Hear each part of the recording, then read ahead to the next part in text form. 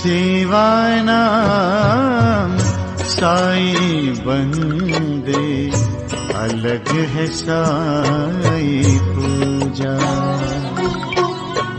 सेवा नाम साई बंदे, अलग है साई पूजा।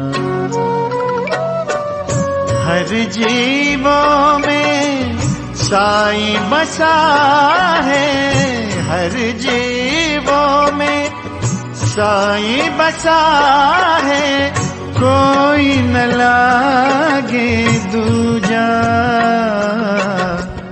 अलग है साई पूजा, अलग है साई पूजा। सेवा नाम साई बंदे, अलग है साई पूजा। बोलिए सद्गुरु साईनाथ महाराज की जय।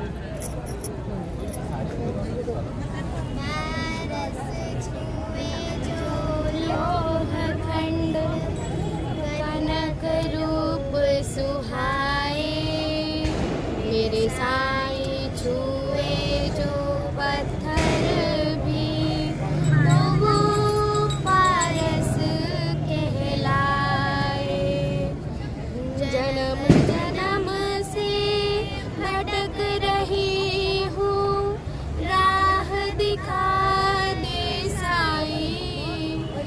जन्म जन्म से भटक रही हूँ, राह दिखा दे साई।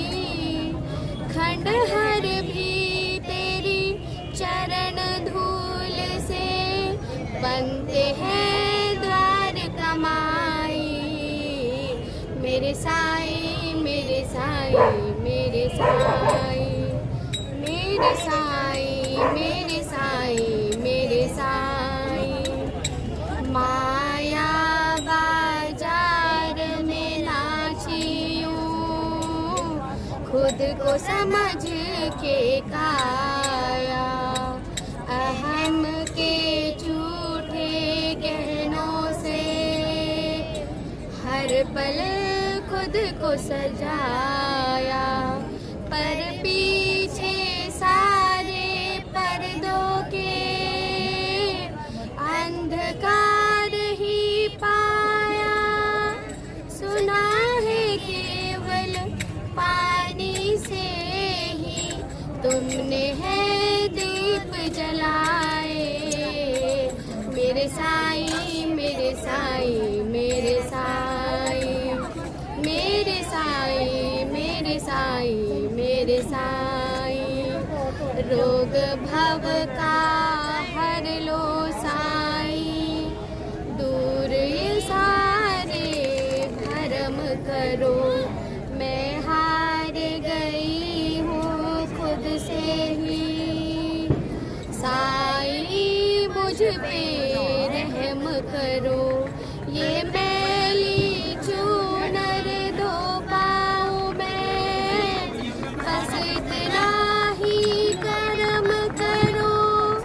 ज्ञान का चोला साई पुराऊं, तुम ही मेरे कन्हाई। मेरे साई मेरे साई मेरे साई, मेरे साई मेरे साई मेरे साई। तेरे चरणों के अमृत से कर्म ये कार्य धोलूं मैं। बैरागन बन एक धुन छेड़ूं, लेक तारा डोलूं मैं। तेरे गीतों में अब साई तेरा संदेशा बोलूं मैं। साई अंतर मन की पुकार तुमने ही आज सुनाई।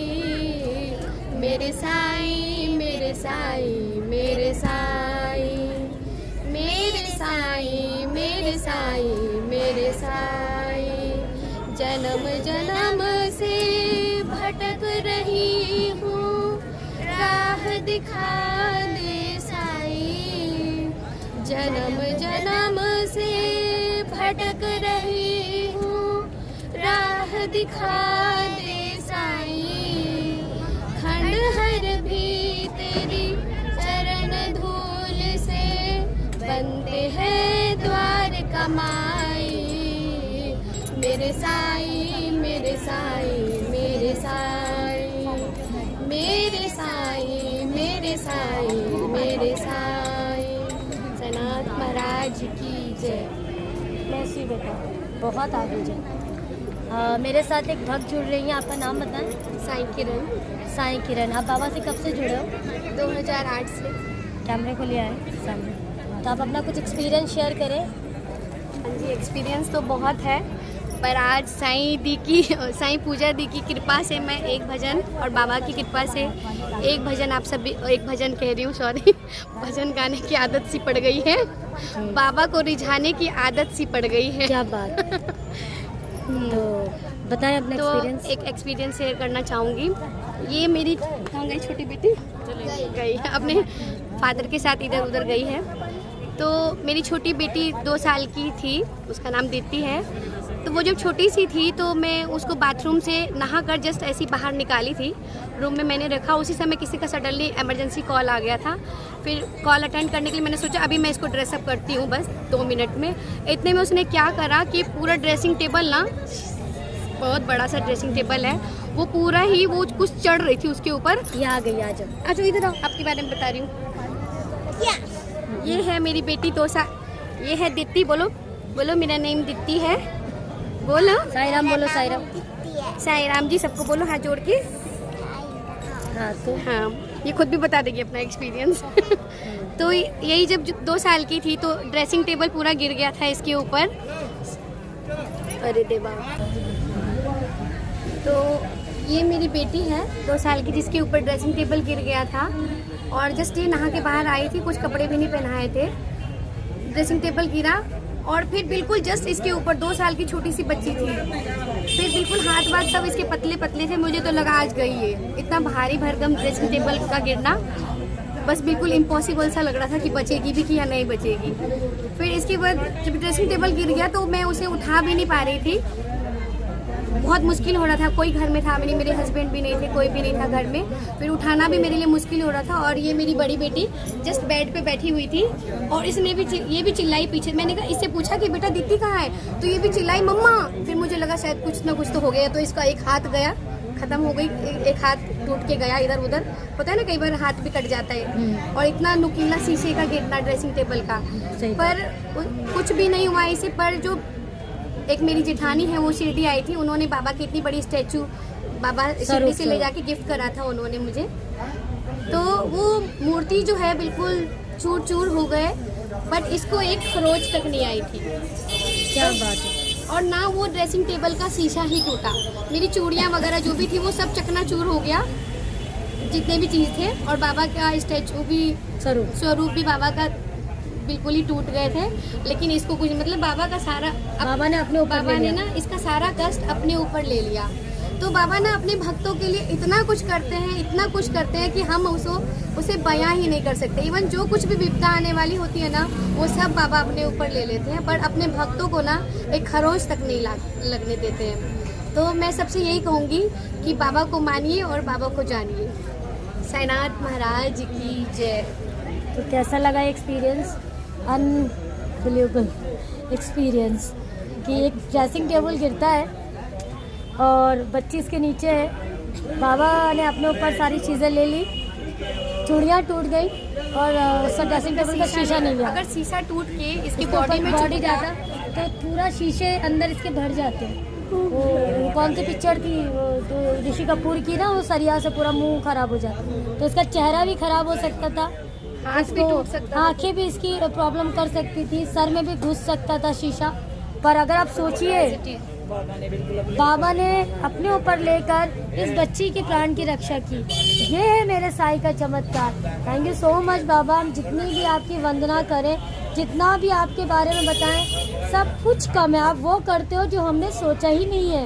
आप माँ बन के पहले से ये जो बाबा का एक साई सचरित में एक मुझे एक चैप्टर याद आ रहा है, जब वो लोहारिन अपने बच्चे को गोद में लिए थी, अपने बच्चे को गोद में लिए थी और उसके पति ने उसको आवाज़ दी, वो बिल्कुल भूल चुकी थी मेरे गोद में मेरा बच्चा है, और बाबा शेडे में बैठे थे और उसमें जैसे ही वो उठी और वो बच्चा आँख में गिरा और बाबा ने ऐसे उठा लिया और बाबा के हाथ जल गए। तो बाबा ने अपने आप को तपा कर हम लोग को जीवित रखते हैं, हमारे कर्मों को, हम अच्छे हैं बुरे हैं बाबा ये नहीं देखते। बाबा जब वक्त मुसीबत आती बाबा खुद आ जाते हैं। तो इस तरह से इस बच्चे की मदद की, इसकी किरण की ये बच्चा जो है आज सेफ है, और मैं बाबा के चमत्कार को सलाम करूंगी और जय जयकार करूंगी। जय हो मेरे साईं। पेशेंट का अभी एक्सीडेंट हुआ था मेरा ना, अभी जो एक्सीडेंट हुआ था कान भी कट गए थे, सब कुछ। ये देखो ना ये सारे निशान। हाँ मैं पूछना भूल गई थी। ये यहाँ पे पूरा ये स्वेलिंग ऐसा, मेरा फेस पूरा पहचान में नहीं आ रहा था, ये फेस इतना मोटा हो गया था, और ये यहाँ पे ये पूरा यहाँ से यहाँ तक ना कट सा गया था, पूरा ही ब्लीडिंग हो रही थी बहुत ज़्यादा, और ये इधर से कान भी कट गया था। फिर बाबा को मैंने कहा, और ये हाथ में भी बहुत ज़्यादा। स्कूटी चला रही थी, सुबह मॉर्निंग में 5 बजे मैं साईं बाबा के मंदिर ही जा रही थी, चालीसा का नियम लिया हुआ था, और 4 डेज ही बचे हुए थे वो चालीसा के नियम में। बाबा कई बार टेस्ट भी लेते हैं, और कई बार हमारे ऊपर जो बहुत बड़ा दुख तकलीफ आने वाला होता है ना, उसे बाबा बहुत शॉर्ट में निपटा देते हैं। तो बस ये समझ लीजिए कि बस मैं मरने ही वाली थी, बस बाबा ने दूसरा जन्म दिया है मुझे। हेलमेट भी नहीं पहनी हुई थी कि मॉर्निंग में कौन इतना ज़्यादा रश होता है, कुछ भी नहीं होता। हस्बैंड भी बैठे हुए थे पीछे, मेरी भतीजी भी बैठे हुए थे, उन लोगों को तो बिल्कुल ना के बराबर ही चोट लगा, बस मेरी भतीजी को जरा सा लगा। वो लोग भी कोई भी हेलमेट नहीं पहने हुए थे, ना मैं ही ड्राइव कर रही थी, और जस्ट स्कूटी अपने आप ही स्लिप हो गई, क्या हुआ पता नहीं, बस बाबा ही जाने। और फिर मैं गिरी और बेहोश भी हो गई, मुझे खुद पता नहीं चला कि कैसे ये स्कूटी अनबैलेंस हुआ, क्या हुआ, कुछ हस्बैंड को भी नहीं पता चला, जैसे कुछ सडनली आया हो हमारे ऊपर, बहुत बड़ा आने वाला हो, और थोड़े से में बाबा ने तो ये बिल बहुत ज़्यादा दे दिया था, कान भी कट गए थे। तो मैंने बस मैंने बाबा की ऊदी लगाई, डॉक्टर के पास नहीं गई। मुझे 2 अक्टूबर को मुझे चोट लगी, गांधी जयंती वाले दिन, और 13 दिन के बाद मैं डॉक्टर के पास गई। डॉक्टर भी शॉक हो रही थी कि तुम्हारा सारा प्रॉब्लम ठीक हो गया है, तब तुम आई हो मेरे पास मिलने के लिए, वो भी होम्योपैथी डॉक्टर के पास। ना तो मैंने टाँके लगवाए इसमें, ना मैं डॉक्टर के पास गई, ना कोई दवाई ली, कुछ भी नहीं लिया, बस बाबा की ऊदी और कोकोनट ऑयल जस्ट लगा लिया था। यहाँ पे ये ना कट के ना यहाँ से स्किन बिल्कुल बाहर आ गई थी, तो इस जगह पे ना फिर मैंने ऊदी, ये देखो निशान भी है, तो इस जगह पे जस्ट मैंने बाबा की ऊदी और कोकोनट ऑयल मिला के लगा लिया, और यहाँ पे भी ये पूरा स्वेलिंग हो गया था, इस जगह पे भी ऐसे और ऐसे पूरा हो गया था। तो बस ऊदी और बाबा का वो लगाती रही, और ऊदी जल प्रसाद भी लेते रही, उसी से जो है पूरा ही 13 डेज के अंदर पूरा ठीक हो गई। 13 डेज पे मैं गई थी डॉक्टर के पास, तो उन्होंने बस जस्ट बोला ये जो खुरंट से आ गए हैं, इसको आप ऐसे करके वो करिए, गर्म पानी से सिकाई करके, और एक लगाने का कुछ उन्होंने मरहम दिया था। वो सबसे पहले ही मैं ठीक हो चुकी थी पूरी टनाटन। सारे लोग सरप्राइज थे कि मतलब इतना बड़ा भयंकर एक्सीडेंट हुआ और आप बच गई, और बिल्कुल ठीक हो आप, मतलब बेड पे लेटे नहीं हो। नहीं तो ऐसा जब भयंकर एक्सीडेंट होता है तो लोग बेड से उठ नहीं पाते हैं। बट मैं सारा काम भी कर रही थी रसोई का, हाथ में चोट था, फिर भी मैं दूसरे हाथ से, और इस हाथ से क्योंकि कोई थे नहीं, हस्बैंड भी शॉप पे चले जाते थे, फिर भी मेरे हस्बैंड ने तो बहुत ज़्यादा ही मैनेज करा। इवन मेरी भतीजी को भी हल्का सा लग गया था, तो थोड़े दिन तक तो वो भी नहीं कुछ कर पा रही थी। तो मैं बिल्कुल स्वस्थ थी। इवन हमारे घर में हमारे गुरुजी भी आते हैं म्यूजिक सिखाने भी, तो उन्होंने भी यही कहा था कि मतलब आप ऐसे में भी आप बोल पा रही है, इतना ज़्यादा है आपके फेस पे, आप बोल पा रही है और इतना एक्टिव है, मतलब सब कुछ कर पा रही है। तो ये सब बस बाबा की कृपा थी कि बाबा ने सारा कष्ट जो है ना मेरा वो अपने ऊपर ले लिया। और जिस घुटने में मुझे, उससे पहले एक बार और भी मुझे चोट लगी थी, जब लास्ट टाइम मैं शिरडी में आई थी न्यू ईयर पे, तो जिस घुटने में मुझे चोट लगी थी, तो वो बाबा की मूर्ति मंदिर में रखी हुई में उस मूर्ति में क्रैक आ गया, तो जो घुटने में, और मुझे बिल्कुल पेन ही नहीं हुआ। और मेरे अंगूठे में भी चोट लगा था, मैं जस्ट ऐसे गिर गई थी फिसल के रास्ते में। एक एक्सपीरियंस में दूसरा एक्सपीरियंस इंक्लूड होते जा रहे हैं, सॉरी माफ़ी करना। तो अंगूठे में मुझे चोट लगी और मुझे कुछ भी नहीं हुआ, इवन मेरी फ्रेंड भी थी। तो अंगूठा फिर जब मैं घर जाके देखती हूँ तो बाबा का वो अंगूठा टूटा हुआ, और मुझे कुछ फील ही नहीं हुआ, बिल्कुल भी कुछ फील ही नहीं हुआ। तो ये सब बाबा जो है, जो मेरे ऊपर कष्ट आने वाला होता है ना, वो बाबा अपने ऊपर ले लेते हैं। तो जब हम बाबा से रिश्ता जोड़ लेते हैं ना, मैं यही कहूँगी आप लोग भक्ति करिए, पर भक्ति वो वाली करिए कि रिश्ता बाबा से रिश्ता बना के, जैसे फ्रेंड का रिश्ता, निस्वार्थ भाव वाले फ्रेंड का रिश्ता बनाइए, भाई का, बहन का। जब हम उस तरीके से रिश्ता बना के जब हम भक्ति करते हैं ना, तो वो हमारे बाबा हमारे लिए सब कुछ करते हैं। बिल्कुल, चाहे तो आप बेटा का रिश्ता बनाइए या बेटी का, पर रिश्ता बना के भक्ति करिए, उस भक्ति का अलग ही फल मिलता है। आप जस्ट एक भगवान की तरह अगर उनको पूजते हैं ना, तो वो भगवान ही रहेंगे, उनको अलमारी में सजा कर ही रखेंगे। जैसे हम खाते हैं तो उनको खिलाइए, हम पीते हैं तो उनको पिलाइए, तब उनको लगता है सच में ये मेरे लिए कुछ करे, तो वो हमारे लिए 10 गुना और ज़्यादा। मैं इसके लिए एक वर्ड बोलना चाहूँगी। जब आप बाबा का स्वरूप खरीदते हो, जब परचेज करते हो बाबा का स्वरूप, तो ये मिट्टी के होते हैं। आप अपनी भक्ति से, अपने श्रद्धा से, अपने प्यार से इनमें बाबा तब आके विराजमान होते हैं। तो भक्ति वो कीजिए निस्वार्थ भाव की, और बाबा से मांगिए मत, बाबा देने वाले हैं। वो आपको स्कैन कर लेते हैं, वो आपको आप जितना मांगते हो उससे हद से ज़्यादा देते हैं। इसलिए मांगो मत, छोड़ दो, सब मिलेगा। सब्र करो, श्रद्धा रखो। तो ये मूर्ति नहीं बनानी है, बाबा को स्वरूप बनाना है साक्षात। तो वो बनेंगे कब? जब आपकी श्रद्धा, भक्ति और प्यार होगा, भाव होंगे, तब बाबा विराजमान होंगे। तो अभी के लिए इतना ही। जिनके पास भी एक्सपीरियंस है 9918073846 पर हमें ज़रूर बताएं। 9918073846 पर हमें ज़रूर बताएं। ऐसे ऐसे अनुभव सुने। अगर चैनल अच्छा लग रहा है, ये अनुभव में कमेंट ज़रूर करके बताइए कैसा लगा। अगर चैनल आपको अच्छा लग रहा है तो चैनल को सब्सक्राइब करिएगा, शेयर करिएगा, बाबा को भी अच्छा लगेगा और हमारा परिवार बढ़ेगा। एक्सपीरियंस सुन के लोगों के अंदर भक्ति बढ़ेगी। पता नहीं किसको कितनी नीड है, हो सकता है आपके शेयर करने से किसी का भला हो जाए। ओम साई राम, जय साई राम।